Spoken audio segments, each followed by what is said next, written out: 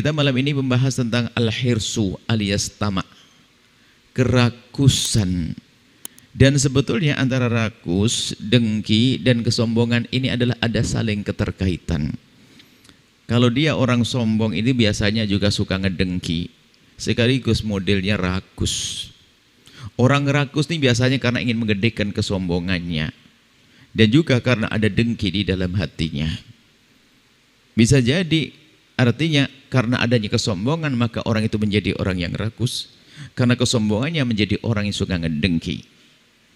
Al-hirsu rakus digambarkan oleh baginda Nabi dalam satu riwayat, madhibani ja'iani ursila fi ghanamin bi afsada laha min hirsil mar'i ala syarafi wal mali didinihi. Gambaran orang rakus oleh baginda Nabi digambarkan dengan serigala. Kita tahu bagaimana serigala. Serigala yang lapar. Serigala lapar bagaimana jahatnya dengan binatang ternak. Dan ternyata cara menggambarkan Nabi bukan satu serigala, madhibani, dua serigala. Tidaklah dua serigala yang tengah kelaparan dilepas di gerombolan kambing biafsadalah, bukanlah itu lebih merusak dibanding rakusnya seseorang kepada dunia dan tahta terhadap agamanya. Jadi gambarannya begini, ada orang rakus kepada dunia dan rakus kepada tahta, maka kerakusan kepada dunia dan tahta akan merusak agamanya. Kemudian di situ ada dua serigala. Serigala itu satu saja kalau lapar bagaimana dia? Seramnya dia kepada binatang ternak, satu serigala. Tapi ini bukan satu serigala, dua serigala. Model serigala, lihat, kalau berdua serigala ini semacam bersaing. Padahal dia lagi mencerengkeram mangsa. Ngelihat temannya itu, atau teman bisa jadi lawan kalau sama-sama lapar. Kalau sama-sama yang jadi teman, tapi kalau sama-sama lapar jadi lawan. Ngelihat temannya lagi menerkam kambing, nggak terima dia. Dia juga merebut lagi, terus begitu. Hancur itu ternak dengan dua serigala. Kalau satu serigala mungkin menerkam satu kambing, dimakan, selesai. Tapi ngelihat dia lagi makan begini. Lagi menerkam kambing, tak taunya ngelihat temannya menerkam, nggak terima dia. Berebut, terus hancur. Itu kambing gara-gara dua serigala lapar. Serigala saja seram, lapar, dua berebut. Bagaimana? Serem di atas serem di atas serem. Itu ternyata nggak ada apa-apanya dibanding dengan seramnya manusia yang rakus kepada kekayaan dan kepada tahta. Rakus kepada kekayaan dunia dan tahta, merusak kepada agamanya. Dua serigala merusak binatang ternak. Tapi ternyata orang rakus itu lebih merusak kepada agamanya dibanding modelnya serigala merusak kepada binatang ternak. Artinya apa? Begitu kuatnya, begitu bahayanya kerakusan seseorang terhadap agama, kerakusan seseorang kepada tahta dan harta. Begitu membahayakannya kepada agama, sehingga biarpun katanya dia orang alim seperti tidak alim. Katanya dia beragama seperti orang tidak pernah beragama. Kenapa?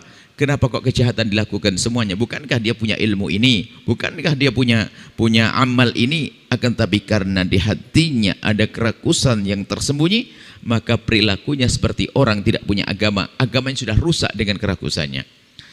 Kita perlu merenung sejenak. Apa sih yang dimaksud rakus kepada tahta, rakus kepada dunia? Antara tahta dengan dunia itu ada saling keterkaitan. Sehingga orang rela membeli tahta, korban untuk dunianya. Tapi untuk apa tahta? Kembali untuk mencari dunia. Gak ada orang membeli tahta sampai keluar duit banyak miliaran untuk mengambil tahta, kecuali untuk mengambil dunia kembali. Jadi urusannya sama, dunia dengan tahta, tahta dengan dunia. Sehingga mungkin ada orang yang jadi sesuatu, dia berbayar dengan nilai yang sangat besar, tujuannya pun pada akhirnya untuk mengembalikan hartanya, dunia. Nah itulah cinta dunia, berputar-putar antara tahta dan dunia, dunia dan tahta. Dengan tahta dia bisa mengambil dunia sebanyak-banyaknya, maka dengan dunia pun dia bisa membeli tahta. Maunya begitu. Sehingga apa? Dia tidak peduli tentang kebaikan-kebaikan. Yang penting tahtaku dan yang penting hartaku. Nah, sekarang bagaimana mengetahui kalau orang itu rakus? Rakus itu kan sebetulnya kalau dalam bahasa hikmah yang pernah disampaikan adalah kefakiran tersembunyi. Biarpun katanya hartanya melimpah, tapi dia masih seperti orang fakir. Digambarkan oleh baginda Nabi orang rakus itu kalaupun diberi satu lembah emas, dia minta lembah yang kedua. Diberi emas di lembah yang kedua, dia minta yang ketiga. Sampai kapan? Sampai masuk ke mulutnya tanah baru diam. Itu si rakus. Dan orang rakus akan terus merasakan kefakiran di dalam dirinya. Dan dia tidak akan menemukan kepuasan. Dan tidak bisa mensyukuri nikmat. Yang ada hanya kurang dan kurang dan kurang. Dia sudah bisa beli rumah, membangun rumah yang bagus, megah. Kemudian lihat tetangga yang bangun lebih megah lagi. Karena ada bibit sombong kemarin yang belum dihapus. Akhirnya muncul kedengkian di dalam hatinya, kemudian kerakusan, maka pun dia akhirnya berjuang mengumpulkan dunia dengan bermacam cara untuk bisa membangun rumah lebih gede dari rumah tetangganya. Itu kerakusan yang tersembunyi. Sehingga kejahatan-kejahatan dilakukan bagi orang-orang rakus ini. Akan tapi begitu sebaliknya, orang yang diberi oleh Allah sifat qanaah, mudah mensyukuri karunia Allah, dia adalah orang kaya hati, dan kaya hati kaya sebelum kaya. Sehingga dikatakan Imam Syafi'i, wa anta wa malikud dunya sawa. Kalau seandainya hatimu telah dipenuhi dengan sifat gonaah, punya qalbun gonu, punya hati yang gonaah, mudah bersyukur atas karunia, maka engkau dengan raja dunia itu sama. Artinya apa? Hatinya tenang, seperti memiliki dunia seisinya. Hatinya tenang, tidak sibuk dengan mengejar kerakusannya, tidak sibuk menuruti kerakusannya. Tapi kalau sudah rakus, lihat nanti macam-macam, bukan topik rumah saja. Nanti berkembang tentang jam tangan merek apa, cincin macam apa, kemudian mobil merek apa, dan seterusnya dan seterusnya. Terus berantai ini semuanya. Tujuannya adalah juga untuk menggedekan yang kemarin yang sudah kita hapus, kesombongan. Belum lagi nanti kejahatan-kejahatan, kerakusan itu nanti akan kemana-mana. Dan insya Allah akan kita bahas buah daripada kerakusan pada akhir kesempatan ini. Kita gambarkan dulu lalu bagaimana untuk memahami kalau orang ini rakus atau tidak rakus. Ini orang bekerja mencari uang, mencari harta, tapi dia bukan orang rakus. Yang satu lagi bekerja mencari uang tapi rakus. Mana yang membedakan? Wong sama-sama berangkat ke kantor, berangkat ke pabriknya. Ini berangkat ke kantor, berangkat ke pabriknya. Dan ketahuilah bahwa Islam tidak menyuruh hambanya adalah hamba yang merepotkan orang lain. Tetap Islam harus menjadi orang kuat. Islam menjadikan orang harus menjadi orang kuat dalam segala hal. Kuat fisik, kuat ekonomi juga. Jadi mencari dunia bukan sesuatu yang dilarang dalam Islam. Boleh seseorang menjadi orang paling kaya di negeri ini, di kota ini, boleh. Akan tapi bagaimana cara meraih kekayaan dan untuk apa kekayaan itu yang menjadikan orang itu rakus atau tidak rakus. Ada orang bekerja, Masya Allah, dia sudah punya penghasilan besar, ternyata dia ingin lebih besar lagi. Dia punya pabrik satu, ternyata ingin pabrik lagi. Kenapa? Tujuannya adalah apa kira-kira? Jika ternyata orang ini tujuannya adalah baik, maka dia bukan orang rakus. Ternyata yang dipikirannya adalah saya ingin mengangkat umat, saya ingin mengangkat orang fakir, saya ingin berbagi, saya ingin bangun masjid, saya ingin bangun pesantren, saya ingin berbuat baik dengan kekayaan saya. Kebetulan Allah memberikan kepadaku kemampuan berbisnis, maka aku harus berbisnis sehebat-hebatnya. Tujuannya benar. Tujuannya adalah Allah, maka biarpun tampak dia kerja keras dengan penghasilan yang banyak, ternyata dia bukan orang yang rakus tadi. Kenapa? Tujuannya jelas. Kemudian tanda tujuannya jelas dan dia bukan orang rakus. Tanda tujuannya jelas adalah caranya meniti adalah dengan cara yang baik. Makanya kalau ada orang bekerja keras untuk mengumpulkan kekayaan, bekerja keras mengumpulkan kekayaan, tujuannya baik, caranya baik, maka dia bukan orang rakus. Modalnya halal, kerjanya benar, hasilnya kaya, buahnya untuk kebaikan, maka ini bukan orang rakus. Secara zahir adalah gebiarnya sama dengan satu lagi yang cari uang, kerja, kekayaan ngumpulkan. Dia punya pabrik banyak, kemudian ngumpulkan emas berkilo-kilo barangkali. Akan tapi untuk apa? Dia hanya senang menumpuk harta dan untuk menggedekan kesombongannya, hanya untuk ngoleksi atau kekayaan apa, untuk dipamerkan atau untuk bangga-banggaan saja, sehingga tidak rindu berbuat baik kepada orang lain. Kemudian apa kata lihat, cara menitinya pun adalah dengan cara yang tidak baik. Yang penting dapat duit, yang penting usahaku adalah sukses, nggak ngerti modalnya dari mana. Dan malam ini adalah waktu kita untuk bersihkan diri. Lalu Anda model yang mana, hai hamba Allah? Bukan Anda dilarang untuk menjadi orang kaya. Anda boleh menjadi orang kaya, tapi kayanya kaya Abdurrahman bin Auf. Bahkan Anda boleh menjadi raja sekalipun, rajanya seperti Raja Sulaiman dan Raja Daud. Jadi di surga itu juga ada raja, di surga juga ada rakyat. Di surga ada orang kaya, di surga juga ada orang melarat. Surga bukan hanya milik orang melarat saja, orang kaya juga boleh masuk surga. Abdurrahman bin Auf adalah orang kaya dari sahabat Nabi, bahkan beliau adalah termasuk minal asyratil mubasysyirina bil jannati, termasuk salah satu dari 10 orang yang diberi kabar gembira oleh Nabi masuk surga. Orang kaya masuk surga juga ada. Sekarang tengok diri Anda sendiri, bagaimana di saat Anda mengumpulkan kekayaan. Waktu Anda mengejar tahta, untuk apa tahta itu? Atau Anda sudah berada di kursi jabatan tinggi, punya pendudukan tinggi, apa yang Anda lakukan setelah itu? Dan bagaimana Anda meniti untuk menggapai tahta itu, hai hamba Allah? Lalu bagaimana Anda mencari kekayaan itu? Sudahkah dengan modal yang benar, kerja yang benar, kemudian dibarengi dengan permohonan kepada Allah yang maha kaya, yang maha kuasa untuk menjadikan Anda kaya? Jika cara Anda meniti kemuliaan, meniti kekayaan, meniti tahta itu adalah dengan cara yang benar, maka kemudian tujuannya benar, dan setelah terbukti Anda kaya, Anda buktikan cita-cita Anda, maka Anda bukanlah orang tamak. Biarpun tampak setiap hari Anda pakai di atas mobil mewah, rumah megah, harta melimpah, akan tapi Anda bukan orang tamak. Kenapa? Waktu Anda mencari kekayaan dengan cara yang benar, halal, kemudian setelah Anda menjadi orang kaya, kalau ada orang bicara tentang pembangunan masjid besar di kota ini, Anda punya sumbangsih. Pembangunan pesantren di sana, Anda punya sumbangsih. Santunan fakir miskin yatim piatu, Anda punya sumbangsih. Luar biasa. Seperti Anda ada program kebaikan di masyarakat, Anda punya sumbangsih. Luar biasa. Biarpun katanya Anda harta melimpah, Anda bukan orang tamak. Tengok diri Anda hari ini, tidak usah nengok orang lain.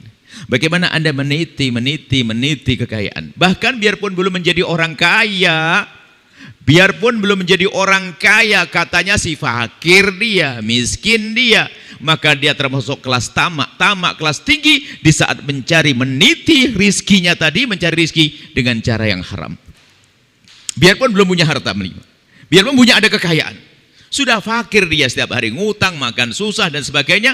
Ternyata waktu mencari rizki tidak pernah peduli halal haram, dia adalah tamak. Hanya kebetulan nasibnya masih fakir. Kalau jadi kaya akan tampak kalau dia orang rakus dan orang jahat ya. Makanya di saat dalam kefakiran, semoga Allah cukupkan rizki Anda, amin. Yang masih berada dalam kefakiran, jadilah fakir yang saleh. Jangan sampai hanya untuk mendapatkan 1 juta rupiah, 600 rupiah, meninggalkan salat, membuka aurat, melanggar Allah. Biarpun masih fakir, ternyata kelas tinggi tamaknya. Karena keridhaan Allah dijual dengan rupiah tadi. Tetap haram nggak boleh. Dan ingat, tujuan sebaik apapun jika dititi dengan cara yang tidak benar, gak akan sampai kepada tujuan. Bangun masjid itu bagus, bangun masjid. Wudhu itu bagus, wudhu. Tapi kalau wudhu pakai air kencing gak akan bisa suci sampai kapanpun. Bangun masjid itu bagus, tapi kalau gerakkan anak-anak muda untuk ngerampok biar cepat jadi masjid, gak benar, tetap gak benar. Maka lihat, sekarang tengok diri Anda agar Anda tidak tergolong orang rakus. Rizki sudah dijatah oleh Allah. Maka dalam akidah kita, haram pun rizki, cuman rizki yang jelek. Makanya titi rizki Anda. Ibaratnya begini loh, Anda sudah dikasih jatah, itu loh hartamu, 1 miliar, 100 juta, atau berapa itu hartamu. Tinggal Anda mengambilnya lewat jalur kanan atau jalur kiri. Jatahmu sudah ada. Nggak akan pindah ke orang lain. Cuman bedanya kalau jalur kanan harta bersih mengantarkan ke surga. Ambil jalur kiri, ya itu jatahnya. Makanya ada ahli surga kaya, ada ahli surga, ahli neraka kaya. Jadi kalau kita meniti dengan cara yang benar, terus dengan Allah dan Rasulnya, dengan syariatnya, Anda pun tetap sampai kepada tujuan itu. Karena sudah jatah Anda. Cuman bedanya Anda mengambilnya dengan cara yang benar. Biarpun dia berusaha, katanya, wah dengan cara yang canggih, strateginya, ini saya harus mendapatkan kekayaan. Kalau nggak dapat jatah, nggak ada. Biarpun dia misalnya jabatan ada, modal ada, caranya nggak benar, haram dilanjut. Nggak jatah kaya juga nggak kaya. Jadi ketahuilah, Anda boleh menjadi orang paling kaya di negeri ini, tapi tolong titi kekayaan Anda dengan cara yang benar. Ingat Allah dan dengan Allah, dan bercita-citalah setelah Anda kaya mau apa. Setelah Anda kaya mau apa. Inilah yang membedakan antara orang rakus dan bukan rakus. Tujuan mencari kekayaan dan tahta, kemudian cara meniti kekayaan dan tahta. Jika tujuannya baik dan caranya baik, lihat, biarpun Anda bergelimang harta, Anda bukan orang rakus. Rakus itu harta ada di hatinya, sehingga dikeluarkan susah. Sehingga doanya para kekasih Allah, ya Allah jadikan dunia di tangan kami, jangan kau jadikan dunia di hati kami. Karena di tangan begitu mudah, ada yang ingin berbagi, ada yang ingin memerlukan, dia mudah berbagi. Dan tidak menjadikan hatinya sedih di saat harta ini berkurang. Baik, ini adalah yang namanya rakus. Ayo kita tengok diri kita sendiri, jangan-jangan sampai kita golongan rakus. Nah, mari kita praktekkan kerakusan ini, apa ilmu rakus ini, agar kita paham prakteknya, bukan praktek kita menjadi rakus, kita untuk nengok diri kita sendiri dalam kehidupan kita sehari-hari. Kita langsung. Yang jelas Islam mengajarkan kita untuk menjadi al-mu'minul gawi, orang mukmin yang kuat. Anda boleh berbisnis. Jika di antara yang mendengar suara ini adalah orang yang bakat berbisnis, ayo berbisnis yang hebat. Menjadi orang paling kaya, akan tapi setelah kaya Anda mau apa? Ayo kita punya program besar kok. Kita ada program besar, program kebersamaan, pesantren kita membuat bareng-bareng, media segala macam kita ingin. Siapa yang kita gandeng? Yang kita gandeng adalah hamba-hamba pilihan Allah. Bukan orang kaya saja, bukan siapapun. Sehingga kami menyerukan di mana-mana, ayo buat pondok pesantren. Ayo buat sekolah untuk belajar ilmu agama dan ilmu dunia sekalipun. Kita menyerukan, kenapa? Itu adalah amal yang abadi. Amal yang panjang kisahnya, dan itu kami serukan terus. Siapa yang mendengar suara ini? Tentu bukan orang rakus, tentu bukan orang sombong, bukan pendengki, akan tapi perindu ridha Allah, dan Allah akan kirim. Maka bersama ini nanti kami ingin di ujung majelis ini nanti, di akhir tanggal 29 nanti, akhirnya kita sampai kepada satu terminal dahsyat, terminal keindahan. Anda orang yang baik dengan saudara, Anda baik dengan orang tua, Anda baik dalam berbisnis, Anda menemukan ketentraman di dunia sebelum masuk surga. Ini yang kami rindu. Setelah bersih hati kita, buah bersih hati kita adalah berbuat baik, interaksi yang baik dengan sesama, maka di dunia kita sudah merasakan seperti di surga belum masuk surga.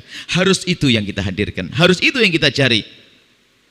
Baik, kemudian prakteknya sederhana, akan kami gabungkan, yang sebetulnya ini akan kami bahas pada pertemuan khusus, cuman kami hitung waktunya tidak cukup kalau di bulan Ramadan ini. Misalnya adalah, lihat, jeleknya rakus menjadikan manusia sangat jelek di pandangan manusia, apalagi di pandangan Allah. Untuk mengedekan kesombongannya rakus, siapa dia? Dia contoh, kakak adik berebut waris. Apa yang menjadikan dia menjadi seperti itu? Kakak adik berebut waris. Jahat dia. Rakus dia. Ingin mengedekan kesombongan dia. Punya dengki pada saudaranya, lengkap dia. Maka perebut waris adalah ahli neraka yang berjalan di atas bumi. Ini lihat, orang punya penyakit itu di rumahnya sudah punya problem. Sudah di rumahnya jadi problem. Kalau jadi pengusaha lebih gede problemnya. Bagaimana? Wong saudaranya saya dimakan dan digiles, apalagi orang lain. Ayo. Oh jahat ini gara-gara penyakit hati tadi. Saudaranya yang bapaknya sama, ibunya sama, di masa kecilnya bermain bersama, Masya Allah. Bahkan waktu pernikahannya pun sama-sama senang. Akan tapi ternyata, waktu bapak ibunya meninggal dunia, saat ini kelihatan kalau dia adalah bersama syaitan yang mengajari kesombongan, bersama Qabil yang mengajarkan kedengkian. Ternyata bersama kebusukan-kebusukan iblis, kebusukan kerakusan. Jangan nengok orang lain, hei hamba Allah. Kita ingin membersihkan diri. Kita ingin membersihkan diri. Kalau ternyata Anda hari ini sebagai perebut waris, Anda dengar dengan benar, ketahuilah Allah Maha Kasih. Allah akan entaskan Anda. Kuncinya adalah Anda insaf, menyadari bahwasanya itu kebusukan. Lihat kalau orang berebut waris saudara, hei hamba Allah, dengar ini. Kalau itu adalah Anda, dengar. Perebut waris adalah ahli neraka yang berjalan di atas bumi karena berebut waris telah melakukan 3 dosa besar dalam sekaligus. 1 dosa besar saja sudah cukup untuk masuk neraka terdalam, akan tapi 3 dosa dikumpulkan. Yang pertama, dosa mutus tali persaudaraan. Nabi menyebutkan la yadkhulul jannata qati', tidak masuk surga pemutus tali persaudaraan. Ngerebut harta saudara kan memutus tali persaudaraan, mengajak permusuhan. Dosa yang kedua adalah mengambil harta saudaranya. Mengambil harta orang lain bil batil dengan cara tidak benar, neraka dosa gede juga. Yang ketiga adalah menyakiti orang tua, durhaka kepada orang tua. Makanya perebut waris adalah orang jahat.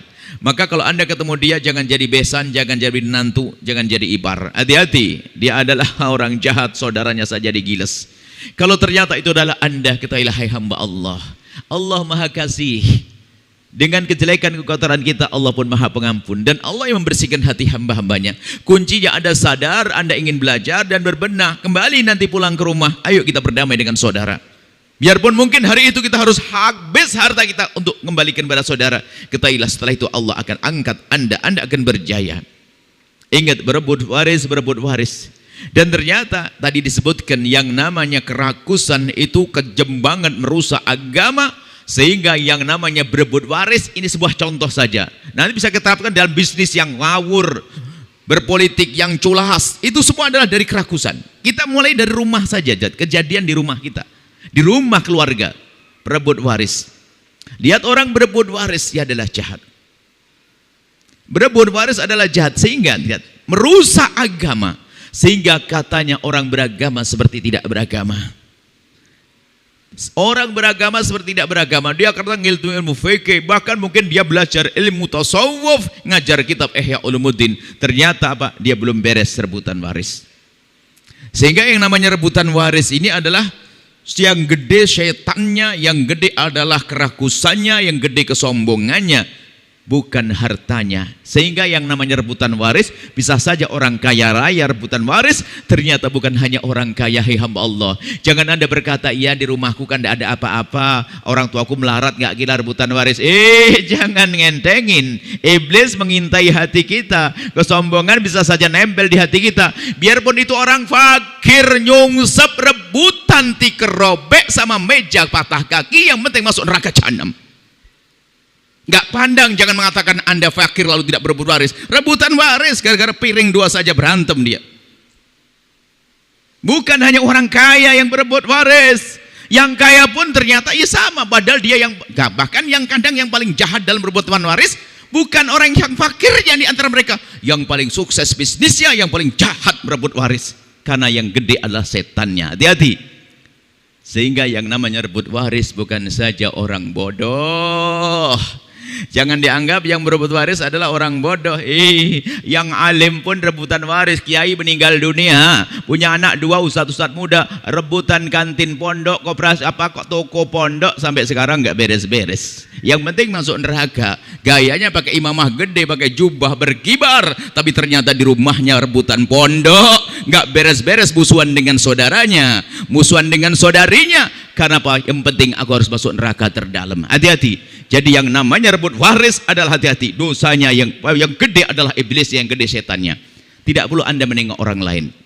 Tengok diri Anda sendiri. Anda punya masalah apa? Apakah Anda sebagai si kaya yang berebut waris tinggal berdamai nanti? Si fakir berebut waris, atau Anda orang alim? atau orang alim.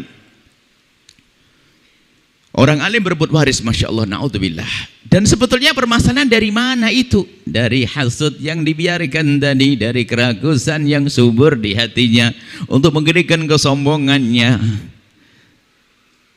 Sehingga kadang tidak pengen adiknya itu adalah banyak tamunya.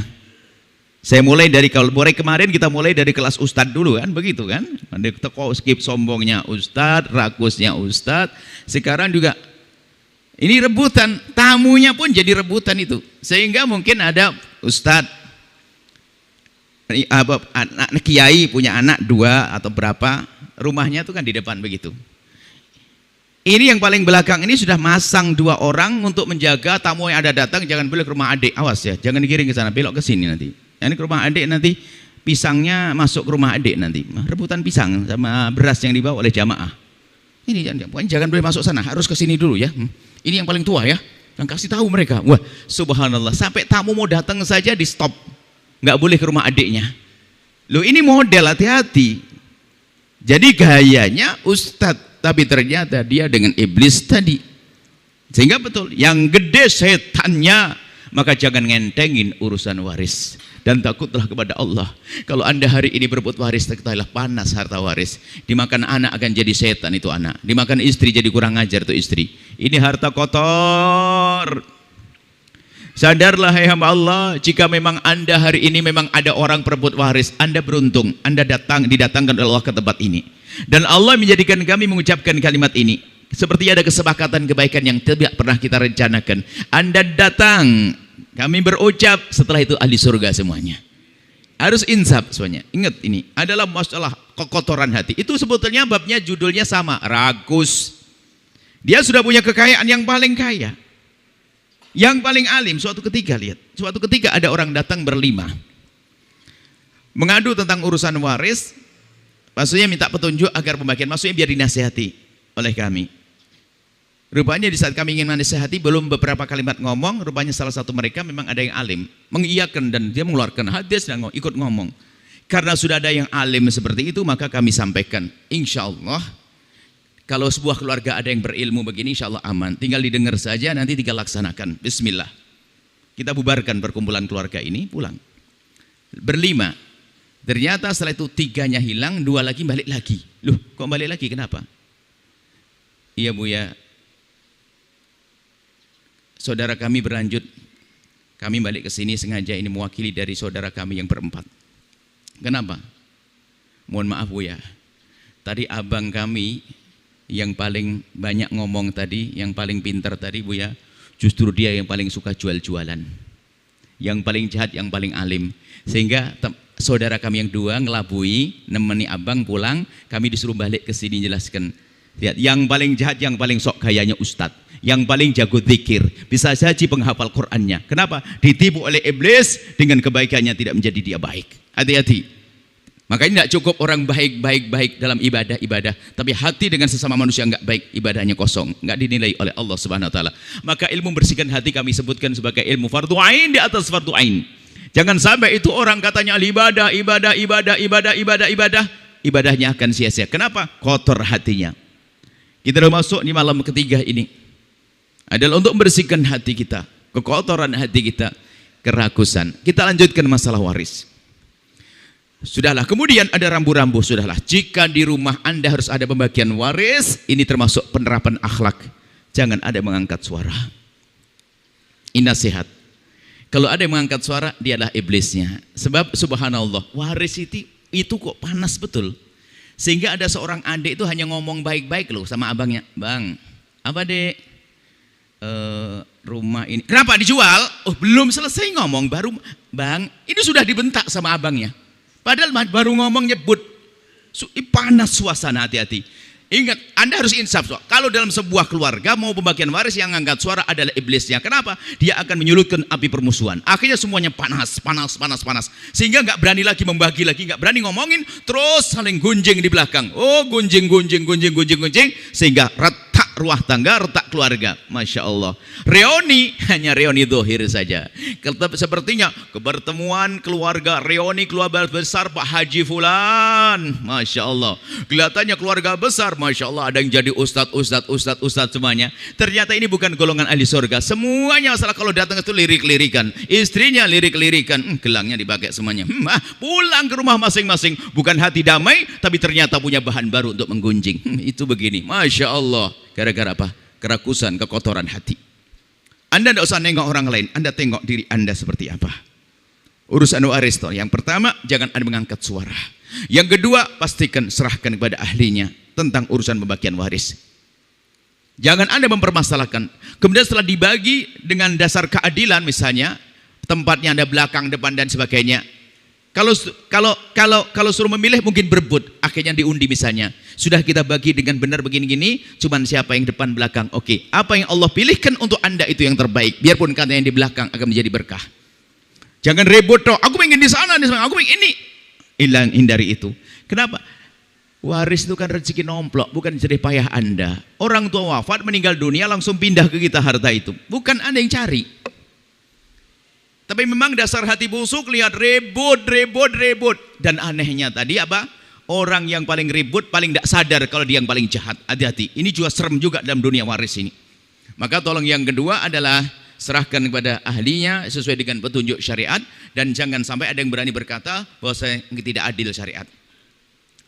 Langsung tutup poin. Yang mengatakan syariat tidak adil sebetulnya ada kekotoran di dalam hatinya. Tidak adil dengan siapa?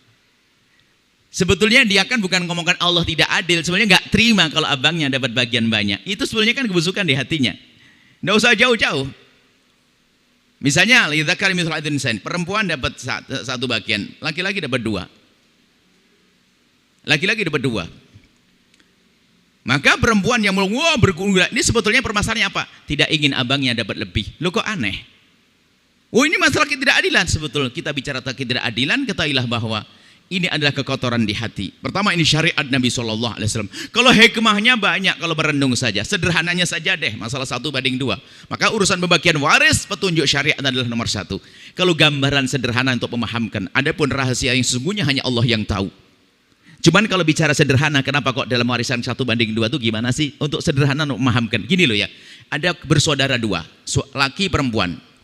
Jadi kalau laki perempuan nanti kalau dapat peninggalan warisan itu kan harta itu dibagi berdua, sehingga kepalanya jadi 3, laki dijadikan 2, perempuan 1. Lakinya ngambil 2, perempuannya dapat 1. Anggap saja ayah meninggal dunia meninggalkan uang 30 juta, maka anak perempuan mendapatkan 10 juta, anak laki-laki mendapatkan 20 juta. Di sini dohirnya begini seolah-olah kok nggak adil. Ketahuilah kalau sudah dari Allah adil. Hikmahnya apa? Allah yang tahu. Akan tapi kalau kita mencoba sekedar kita mereka-reka hikmah, begini loh kisahnya. Hidup dia bukan sampai di sini. Jika suatu ketika nanti ada kejadian bahwasanya jadi fakir, ketahuilah kalau saudari perempuan jadi fakir, jadi tanggung jawabnya saudara laki-laki. Tapi kalau saudari laki-laki fakir, saudari perempuan tidak wajib beri nafkah. Kalau dia jatuh fakir, perempuan jatuh laki-laki. Sebagai saudara laki-laki memberi nafkah ke dia. Itu. Kemudian belum lagi nanti dalam langkah selanjutnya di dalam pernikahan misalnya. Ini gambar sederhana saja. Padahal hikmah yang sesungguhnya hanya Allah yang tahu. Ini adalah dohir saja. Gini, dua-duanya ingin menikah. Yang perempuan ingin menikah, yang laki-laki ingin menikah. Dan kebiasaan di kampung itu kalau menikah adalah ngasih mahar dong. Lah, kebiasaan maharnya di situ tuh adalah anggap saja 20 juta deh. Maharnya 20 juta. Perempuan yang menikah, anak lakinya juga menikah. Oke. Semuanya menikah waktunya bareng biar resepsinya gampang. Akhirnya apa? Semuanya ngasih mahar. Laki-laki, anak laki-laki menikah dengan perempuan harus ngasih mahar. Ngasih 20 juta. Duitnya dikasihkan. Tinggal berapa? 0. Lah, si anak perempuan yang menikah dengan laki-laki dikasih mahar 20 juta. Duitnya berapa? 30 juta. Dia punya 10 juta, enggak kurang. Dia punya 20 juta. Loh, jadi banyak yang perempuan. Kemudian, sang anak perempuan punya anak 20 yang ngasih nafkah siapa? Suami. Anak laki-laki punya anak 20 yang ngasih nafkah siapa? Laki-laki tersebut. Ini kalau bicara panjang ternyata di balik ini semua ada hikmah. Makanya jangan berkata waris tidak ada, tidak adil. Sebetulnya mengucapkan kalimat tidak adil adalah kekotoran hati, kurang iman kepada Allah, dan ada kerakusan dengan saudara. Dan itu bibit permusuhan itu nanti. Biasanya langsung terjadi kerakusan. Rebut waris itu mulai dari orang yang menganggap ketidakadilan itu ada. Baik, setelah itu apa? Serahkan kepada syariat cara pembagian yang benar. Biarpun nanti ada damai misalnya, membagi waris sama itu sah. Dan itu benar, tapi catatannya yang meminta dan yang memulai adalah pihak anak laki-laki. Jadi laki-laki berkata, dek, kak, kakakku perempuan, adikku perempuan, sudahlah warisnya dibagi rata saja. Oh sah, karena apa? Dari laki-laki yang ngomong. Karena itu artinya sang anak laki-laki ingin memberikan sebagian jatahnya untuk kakak perempuannya dan adik perempuannya. Tapi kalau nuntut dari perempuan, jadi berbeda permasalahannya. Ini hati-hati, makanya urusan waris ini adalah serem banget, hati-hati. Kemudian dia, setelah itu, setelah serahkan waris, kemudian yang ketiga, jangan menunda-nunda pembagian waris. Kalau sudah menunda-nunda itu Masya Allah, itu banyak bisikan-bisikan syaitan. Bahkan semakin cepat dalam pembagian waris, bisa saja disitulah kesejukan ada. Ibunya baru meninggal dunia atau ayahnya baru meninggal dunia. Bahkan suatu ketika ada pembagian waris, baru orang tuanya dikuburkan, setelah maghrib begitu pembagian waris. Masih sejuk, tangis derai air mata masih, sisa bekas air mata masih ada. Di saat uang tunai dibagi, rupanya anak yang pertama ngomong, apakah boleh kalau uang ini saya bersedekahkan ke masjid? Ya jawab boleh. Yang kedua, apakah boleh kalau saya berikan ke sana? Oh boleh. Kemudian yang ketiga berkata, kalau saya belum bisa memberi seperti adik dan kakak saya, gimana kalau uang ini saya pakai sendiri? Ya kami sampaikan, boleh, itu hartamu, halal. Kemudian dengar begitu, adiknya malah ngomong, kalau jatah saya biar diambil abang. Abang saya kelihatannya hidupnya yang paling susah. Suasana masih sejuk. Tapi kalau sudah jauh daripada kematian, wafat ya orang tua, biasanya sudah mulai bisikan-bisikan. Bisikan dari mana? Dari iblis. Iblisnya bukan iblis yang tidak terlihat. Iblisnya kadang menjelma sebagai pasangannya. Hati-hati. Pernah kita membagi waris, sudah sepakat di keluarga berlima. Oke, dibagi begini. Semuanya bubar pulang setengah jam lagi, kemudian ada yang ngomong, Buya, mohon pembagian warisnya dipending. Rupanya anak perempuan ini pulang ketemu iblis pakai kopiah putih di rumah, suaminya yang menghalangi. Hati-hati suamimu, istrimu. Maka kami ingatkan kepada anda semuanya, jika istrimu atau suamimu lagi membagi waris, pastikan abang jangan mengambil yang bukan miliknya abang. Jangan masukkan kami neraka.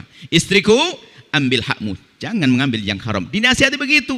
Jangan malah, oh enggak benar itu, enggak boleh. Mana cuma begitu jatahmu. Wah, memang subhanallah. Justru kalau iblis, setan yang tidak terlihat itu hanya membisikkan.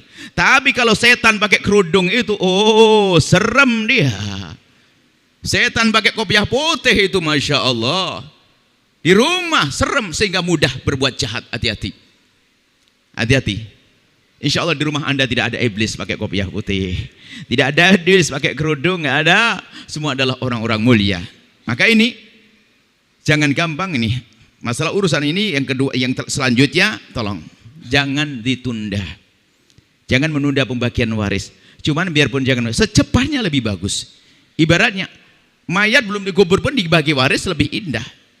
Ini bukan rebutan, membagi dengan benar Mas Yesus. Sebab kalau sudah terlalu lama ini ada bisikan-bisikan.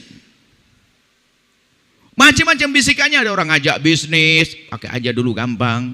Tiba-tiba sertifikatnya hilang, enggak tahu dipinjam, taruh di mana. Macam-macam nih kasusnya. Mau dijual nggak bisa. Kasus gara-gara tertunda kita dalam membagi waris. Sebaik-baik waris segera dibagi. Bukan setelah misalnya ayah meninggal dunia, kemudian dibagi waris setelah ibu meninggal dunia. Ditanya, kenapa tidak segera diwaris? Karena ibu masih hidup. Ini anak paling kurang ajar. Memangnya ibumu suruh cepat mati? Ibumu bisa lebih panjang umurnya dari dirimu. Jangan bilang, ibu masih ada maka jangan dibagi dulu. Ibumu suruh mati, suruh. Ini jahat, halus dia. Bagi, ibumu mendapatkan bagian, dirimu dapat bagian. Yang bermasalah itu adalah kan itu bisikan-bisikan itu. Bisikan ada orang ngajak bisnis, kamu kan orang kaya, lah mohon banyak, ayo bisnis prospektif ini, ini terus bisnis. Belum lagi bisikan dari istri, bisikan dari suami dan seterusnya, Masya Allah. Bahkan istrinya semula orang baik solehah, Cuman gara-gara satu kebutuhan, sehingga mulai membisikkan ke suaminya. Sebelum mulai perempuan baik, kan ada peluang waris belum dibagi, mulai dia membisikkan, ditumbangi oleh bisikan setan, sehingga suaminya pun menjadi berbuat salah kepada keluarganya. Na'udzubillah. Maka kemudian segera dibagi, jangan suka menunda-nunda. Sebuah tempat itu ternyata warisan sampai 4 keturunan belum dibagi, sehingga semua anak keturunan merasa memiliki itu. Padahal kalau dibagi hanya dapat mungkin 1 petak 1 meter, untuk kuburan aja nggak bisa. Cuman karena belum dibagi, semuanya merasa itu adalah hakku. Oh, bahaya, menduga-duga. Sehingga apa? Sampai ada, Buya, boleh Buya ngomong apa saja di sini, asalkan jangan ngomong warisan. Ini tanah belum diberesi dari mbah saya yang keempat.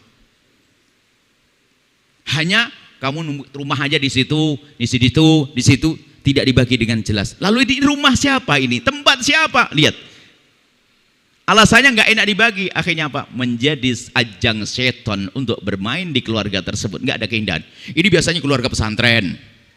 Ini kan ada anaknya taruh situ, anak di sini nggak jelas wakafnya, nggak jelas miliknya. Sehingga ujung-ujungnya ribut, akhirnya senang, bertepuk tangan. Ini pakai imamah masuk neraka, kata setan. Dia adalah baca kitab Ihya Ulumuddin ahli neraka. Dia saudara, ceramah hebat tapi rebut waris. Hati-hati. Kemudian setelah itu, tapi warisan segera dibagi itu pun setelah beberapa hal. Yang pertama adalah setelah diberesin utang-utang mayat tersebut. Utang kepada Allah, misalnya mayat pernah kaya, dihajikan dulu, atau mayat punya nadar, bayar dulu. Yang kedua, utang kepada manusia, jangan menjadi anak jahat. Lalu dengar ceramah kami ngomong, kata Buya cepat dibagi, ayo cepat dibagi sebelum ditagih utangnya. Wah, ini kacau. Bayari dulu utang keluargamu, orang tuamu, baru dibagi nanti. Setelah bayar utang, bayar kewajiban zakatnya. Mungkin toko gede milik orang tua, setelah itu meninggal dunia belum keluar zakat, keluarkan zakatnya dulu, jangan dibagi dulu. Setelah itu apa? Kemudian wasiat-wasiatnya.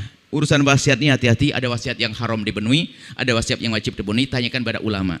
Kadang atas dasar wasiat, ada yang memalsukan wasiat, bohong wasiat, macam-macam. Ada wasiat untuk saya, wasiat macam-macam. Tunjukkan pada ulama, benar tidak ada wasiat, jangan Anda berdebat juga dalam keluarga, wasiat sah atau tidak sah. Ada wasiat yang haram dipenuhi loh ya, jangan semua wasiat dipenuhi.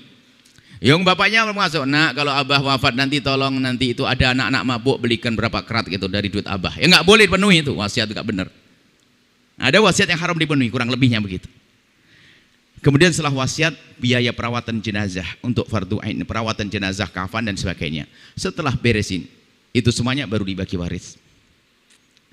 Baik, enteng bagi waris. Jadi ilmu pembagian waris itu tidak ada ilmu yang sejelas sepasti ilmu pembagian waris. Karena jelas hitung-hitungannya, ngerti rumusnya akan keluar hasilnya. Tapi ternyata membagi waris itu bukan ilmu warisnya yang susah adalah hati keinsyafannya. Ilmu waris sekarang ada program, ini langsung keluar hasilnya. Tapi yang menjadi masalah bukan ini. Makanya kalau ada orang datang pada kami ingin bagi waris, bukan ilmunya ilmu 24 jam. Ilmu paling gampang itu waris. Yang paling susah adalah kemauan kita untuk bagi waris dengan benar, ada atau tidak. Nah, ini loh yang jadi masalah. Ilmu pembagian waris adalah gampang. Ini yang bisa kami hadirkan pada kesempatan ini. Ayo tengok diri kita sendiri. Pastikan setelah ini Anda damai di rumah. Jangan Anda menjadi penyakit buat istri Anda, merepotkan pembagian waris. Jangan Anda merusak suami Anda. Jangan Anda merusak teman Anda. Tapi di rumah Anda indah insya Allah.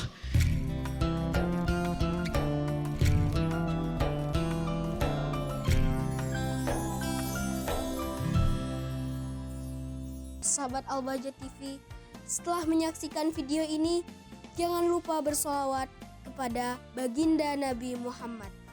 Shollu ala Nabi Muhammad. Allahumma sholli alaihi wa ala alihi wa sahbihi.